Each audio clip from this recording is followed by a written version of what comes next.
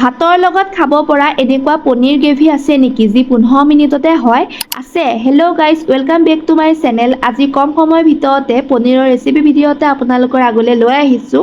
আপোনালোকে ভিডিঅ'টো স্কিপ নকৰাকৈ শেষলৈকে চাই গৈ থাকিব।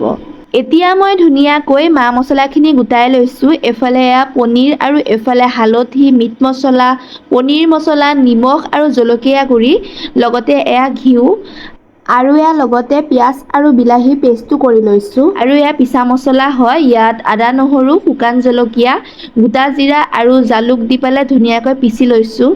ফাৰ্ষ্টতে পনীৰখিনিত মই যে মা মছলাখিনি দেখুৱাইছিলোঁ, সেয়াৰ পৰা অকণ অকণ লৈ পনীৰখিনিত সানি ল'ব। তাৰপিছত ঘিউত পনীৰখিনি ভাজি ল'ব 2 মিনিটমান, যাতে কেঁচা ভাৱটো যায়। এইফালে এয়া পনীৰখিনিও ভাজা হৈ গ'ল। তাৰপিছত তেল দিছোঁ কেৰাহীত। এয়া পিঁয়াজ আৰু বিলাহীৰ যিটো পেষ্ট কৰিছোঁ, সেইটো ধুনীয়াকৈ ভাজি লৈ তাতে গোটা মা মছলাখিনি, গম পাইছেই নহয়, আদা নহৰু পেষ্টটোৰ কথা কৈছোঁ, লগতে হালধি, জলকীয়া গুড়ি, মিট মছলা, জিৰা পাউডাৰ, পনীৰ মছলা, নিমখ গোটেইখিনি জোখত দি পালে পিঁয়াজৰ গ্ৰেভিটো 5 মিনিটমান ভাজিব লাগিব। এয়া নিজৰ জোখমতে পানী অলপমান দি দিব, বেছিও নিদিব, আকৌ গ্ৰেভিটো নহ'লে পাতল হৈ যাব।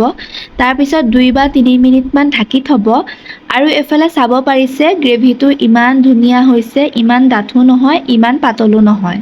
তাৰপিছত পনীৰখিনি গ্ৰেভিত দি দিব আৰু লগতে বিলাহী যিহেতু পেষ্টটো দিয়া হৈছিল, সেইটো কাৰণে চেনি আধা চামুচমানো দি দিব, অকণমান যাতে টেঙাটো বেছিকৈ নহয়, অকণমান মিঠা টেঙা টাইপৰ হয়।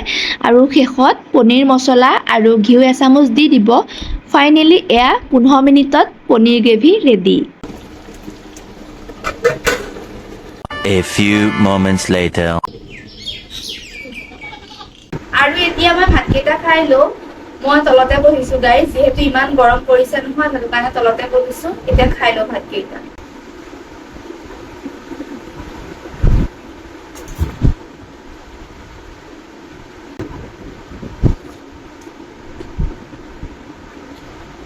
গাইজ ভাল লাগিছে খাই, মই নিজে বনাই নিজে কৈছোঁ, আৰু আপোনালোকেও বনাব।